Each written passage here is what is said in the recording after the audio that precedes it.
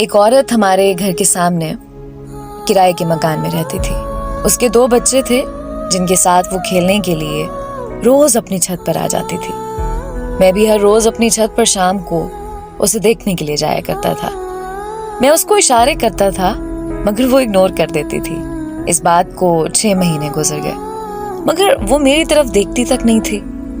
تب میری عمر 18 سال تھی. تب وہ مجھ سے کافی زیادہ بڑی تھی، اسی لیے وہ شاید مجھے بچہ سمجھ کر اگنور کر دیتی تھی. پھر ایک دن مجھے بخار ہونے کی وجہ سے میں چھت پر نہیں جا سکا تو وہ عورت میری عیادت کے لیے میرے گھر چلی آئی اور میرا حال چال پوچھ کر واپس اپنے گھر چلی گئی. اس کا میری عیادت کو آنا میرے لیے اس بات کا اشارہ تھا کہ اس کے دل میں بھی میرے لیے احساس ہے. پھر جب اگلی شام کو میں چھت پر گیا تو وہ اشاروں میں میرا حال چال پوچھنے لگ گئی. میں نے اسے اشاروں میں بتایا کہ ہاں میں ٹھیک ہوں تو مسکرانے لگی.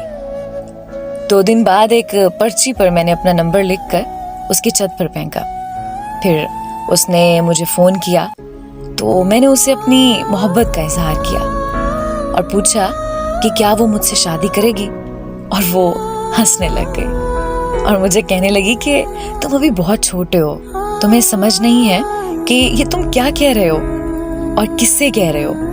وہ کہنے لگی کہ طلاق شدہ عورت سے کوئی شادی نہیں کرتا اور میں طلاق شدہ ہونے کے ساتھ ساتھ 2 بچوں کی ماں بھی ہوں. اس نے مجھے کہا کہ تم اب اچھے لڑکے ہو اور بس ہم دوستی کی حد تک رہ سکتے ہیں. میں نے اسے شادی کی مزید ضد کی تو اس نے مجھے کہا کہ اگر تم نے دوبارہ شادی کی بات کی تو میں تم سے بات ہی نہیں کروں گی. میں وہاں پر چپ ہو گیا اور ہم دوست بن کر رہنے لگے. ہم ایک دوسرے سے ہر بات شیئر کرتے تھے. ایک رات ہماری فون پر بات ہو رہی تھی تو اس نے بتایا کہ وہ گھر پر اکیلی ہے کیونکہ اس کے امی ابو شہر سے باہر گئے ہیں. یہ سنتے ہی میں اس کے گھر کے باہر پہنچ گیا اور اسے دروازہ کھولنے کو کہا، لیکن اس نے دروازہ کھولنے سے انکار کر دیا. تو میں نے بھی ضد کر لی کہ میں بھی پوری رات گھر کے باہر بیٹھا رہوں گا.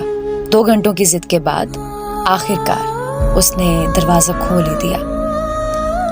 لیکن آج مجھے اس ضد پر بہت زیادہ پچھتاوا ہوتا ہے کہ کاش میں اس دن اپنی ضد چھوڑ کر اس کی بات مان لی ہوتی تو آج وہ زندہ ہوتی. اس کے دروازہ کھولتے ہی میں اندر چلا گیا.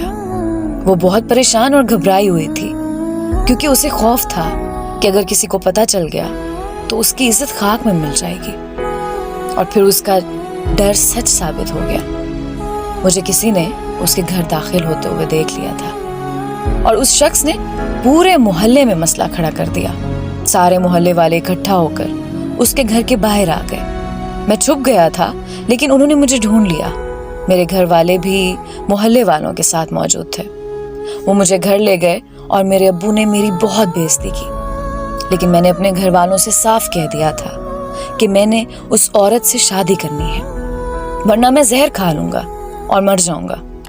تو میرے گھر والے مان گئے اور اگلی صبح اس عورت کے والدین واپس آنے پر محلے میں پنچایت بیٹھ گئی. پنچایت میں سب آ گئے تھے مگر وہ اور اس کے والدین نہیں آئے. پھر تھوڑی دیر بعد خبر آئی کہ اس عورت نے زہر کھا لیا ہے. میں وہاں سے اس کے گھر کی طرف بھاگا لیکن میرے پہنچنے سے پہلے وہ مر چکی تھی. اسے اس دنیا سے گئے 8 سال ہو گئے ہیں لیکن میں نے آج تک اسے بھول کر کسی اور کا نہیں ہو سکا. مجھے آج بھی یہ بات اندر سے کھا جاتی ہے کہ کاش میں اس دن ضد نہ کرتا تو وہ آج زندہ ہوتی.